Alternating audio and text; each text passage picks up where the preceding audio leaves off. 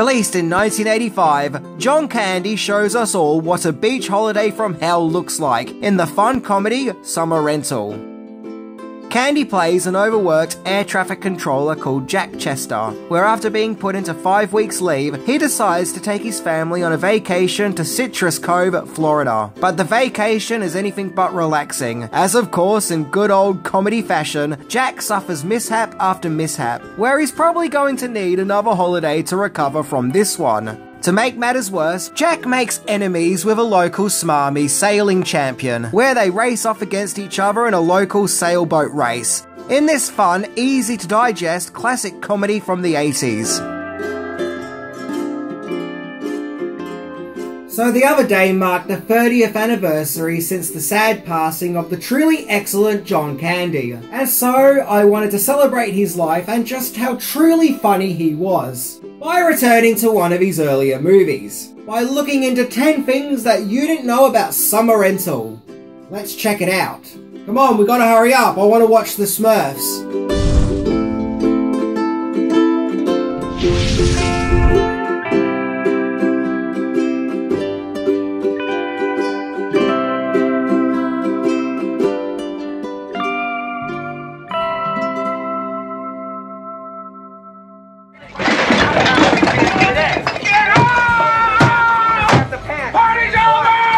Number 10. Candy's Cinematic Explosion. In the early 1980s, John Candy was increasingly becoming a major movie star. He had supporting roles in popular hits like The Blues Brothers, Stripes, National Lampoon's Vacation, and Splash. Summer Rental is known as the movie that shot him into leading actor status, with this being the movie where he played the main lead for the first time. Okay, well, technically that could be contributed to a Canadian movie he made a year earlier called Going Berserk. But I think Summer Rental was the movie that made his leading actor status more mainstream, and definitely put him into Hollywood leading man status. In fact, 1985 was a big year for Candy, as not only did he appear in Summer Rental, but also Brewster's Millions, Volunteers, and the Sesame Street movie, Follow That Bird. So clearly the magic of John Candy had arrived with a bang. Incidentally, Candy was only paid $800,000 to star in Summer Rental. Number 9. The inspiration for Summer Rental. Summer Rental was the brainchild of producer Bernie Brillstein, who incidentally had just previously produced Ghostbusters.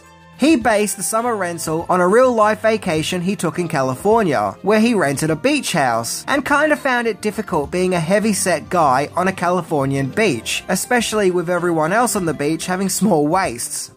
The Florida travel website goes further into this vacation, and explains that one night, while Brillstein was out, Jim Belushi threw a party at the beach house, and when Brillstein returned, he found Belushi passed out in his bed wearing a wetsuit. Hey, look, you know what? It was a crazy time. In fact, I'd be surprised if he didn't find Belushi passed out in a wetsuit. Although IMDb claims Belushi actually wore trunks filled with sand. Either way, it must have been quite a party. Number 8. The film was nearly cancelled just as it started.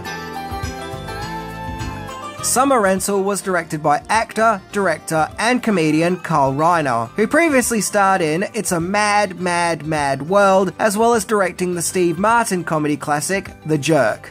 It was Reiner who actually cast Candy, as he liked the idea of casting a handsome man with a large frame, saying, quote, "Like a small, beautiful painting in a large frame, John is a handsome guy in a larger frame than is necessary." So the film was picked up by Paramount Pictures, and so the production was good to go. However, the Paramount executives who greenlit Summer Rental had now all left the company, and so there was anticipation that the new powers that be wouldn't be interested in the movie and that it would be cancelled. Thankfully, the new Paramount president, Ted Tannen, did actually want to see John Candy struggling on a beach after all, so the movie was greenlit again. Tannen said that he greenlit the movie because he liked the script. That and Paramount had an empty 6-month slot to fill for releasing movies. Yeah, that'll do it. Number 7. It was a very quick shoot. Despite the fact that Summer Rental was based on a real-life vacation which took place in California, the movie was actually set and filmed in Florida, namely St. Pete Beach in Pinellas County. The shoot was an insanely quick and swift one, with filming only lasting 9 weeks. The editing process was also really rushed, with the filming of the movie starting in March and the movie being released in August, making Summer Rental notorious for having such a quick turnaround schedule. Candy himself would go on to say that the movie's shoot was too fast, and the reason the movie had such a lightning speed shoot was to fill in the time slot for Paramount. So it seems that releasing that movie in Paramount's empty 6-month slot really actually did affect the production, and lead to things being done at a lightning speed pace. Yeah, sometimes when it comes to art, things just can't be rushed, or otherwise it's not really about creativity, but rather filling in schedules. Number 6. A change in rating. The PG-13 rating was a relatively new rating in 1985. The rating meant that movies could be aimed at kids as young as 13 and have some extra spice added to them, but not too much to warrant an R rating. And the rating was successful, thanks to popular movies being released with the rating, like Red Dawn, The Flamingo Kid, and Dreamscape. And Summer Rental was originally set to be a PG-13 movie, so it could have those extra dashings of spice. However, it was decided to make further trims and cuts to Summer Rental, where it was now given a friendlier PG rating. Once again, I wonder if this goes back to Paramount really depending on Summer Rental for that vacant slot. Makes you wonder if they were so worried about the finances and getting people to see that movie, they thought they should make the movie a PG, which is a rating often associated with family movies, and thus probably give the movie a boost in the box office. Yep, a movie that grew from finding a passed out John Belushi after a crazy party had now become a PG movie.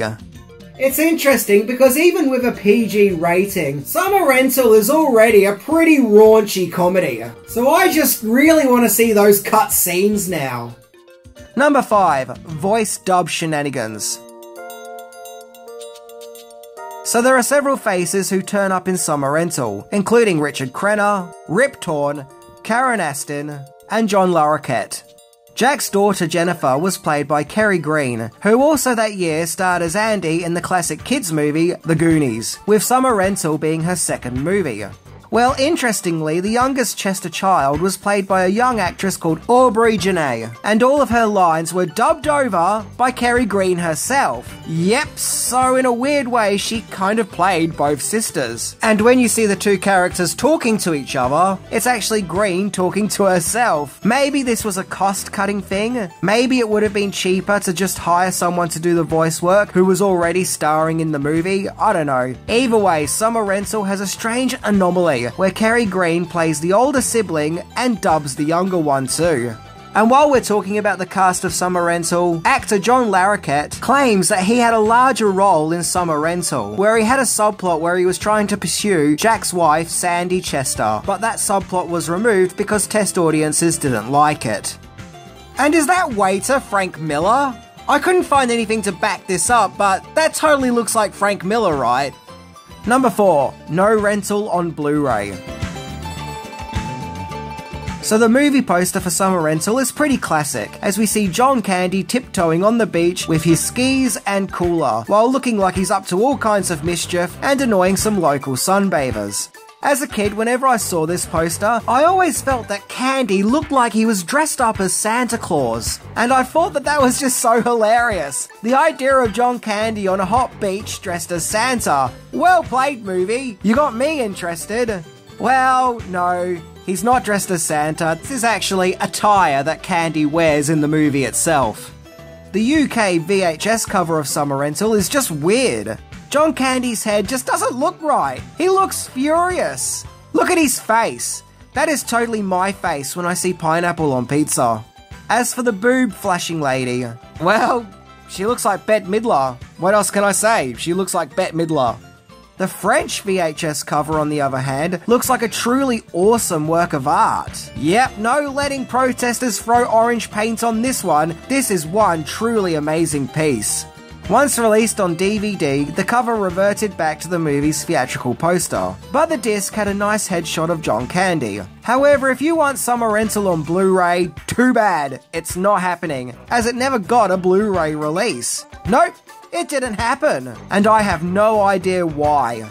Does Paramount not like the movie anymore? Is it broken? Maybe it's just not considered popular enough, as even a few times on DVD it would be paired off with other movies. So, I guess we won't be getting Summer Rental, the Criterion Collection, anytime soon. Wikipedia did add, though, that the movie is planned to be released on Blu-ray alongside a documentary about John Candy, which is being made by Ryan Reynolds. But I don't know who wrote that or when this was written. Number 3, back to the Summer Rental. So the music for Summer Rental was composed by none other than Alan Silvestri, who is without a doubt one of my favourite composers. This is quite unique, as Silvestri usually does powerful epic scores. Oddball wacky comedies isn't something he usually did, and yet, here we are. Well, he did go on to score Critical Condition, so maybe he is as much of a comedy composer than he is a dramatic one. In fact, the very same year he scored Summer Rental, he also scored another movie. Now, if only I can remember the name of it. Yep, look, hang on, it's right on the tip of my tongue. Wait, it's coming to me. Oh yeah, that's right. Marty's Crazy Trip to the Past. Yeah, that's it. Marty's Crazy Trip to the Past. In fact, I like to think he was scoring both movies at the same time, and that while he was scoring music for the classic science fiction comedy, he would then go off to another studio and conduct music for Summer Rental.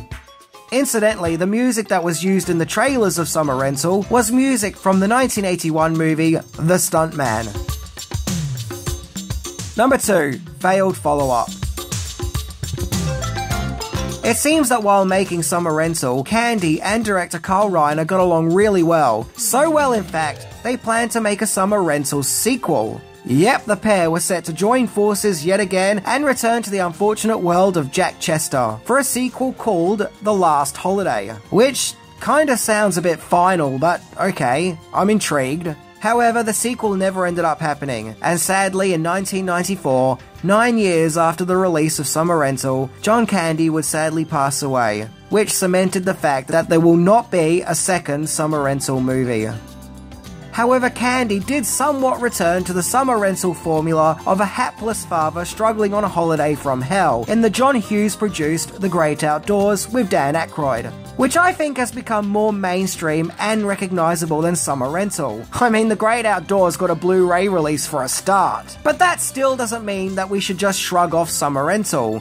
So I guess in a way, you could maybe see The Great Outdoors as a spiritual sequel to Summer Rental, only it's not on a beach, but in the woods. And growing up in the 90s, both Summer Rental and The Great Outdoors would frequently be broadcast on TV, and I even used to get the two confused with each other. For example, I always thought the scene with the skis in The Great Outdoors was actually a scene from Summer Rental. It was only later on I was like, oh okay, that scene was from The Great Outdoors after all. Number 1. Summer Rental is what it is. Summer Rental was released in August 1985, and it was fairly successful, making nearly $25 million in the box office, where it would even climb up to the number 2 spot in the box office, just behind Marty's Crazy Trip to the Past, which is actually an impressive feat, considering just how impossibly popular that movie was. Yeah, Summer Rental didn't make as much as fellow holiday comedy National Lampoon's Vacation, which brought in $61 million, but it still brought in a tidy profit. It also didn't get the best reviews from critics, as Variety found it to be incoherent, with the New York Times finding that Summer Rental owes a debt to the as-mentioned National Lampoon's Vacation. But it does also add that Summer Rental does its own thing too. Look, it's just a fun, wacky comedy movie from the 80s starring John Candy, and that's exactly what you get, so it's worth remembering the movie for that. I can remember watching Summer Rental as a kid when it was broadcast on TV, and I loved it. I found it funny and cheeky, and I specifically remember feeling really bad for John Candy. I just felt his frustration when he started hitting the fridge with his crutch. Maybe it's time to dust off the old DVDs of this one and to give Summer Rental another viewing. After all, this movie was the explosion that introduced the world to the concept of John Candy as not just being a background character, but a Hollywood leading man. And one of the greats. I think at some stage we've all been on a holiday from hell, where everything is just wrong and nothing goes right. And I think that Summer Rental definitely taps into that frustration and turns it into something really funny and relatable. Anyway, I'm Minty, and wow, 30 years later and I do still really miss John Candy. See ya!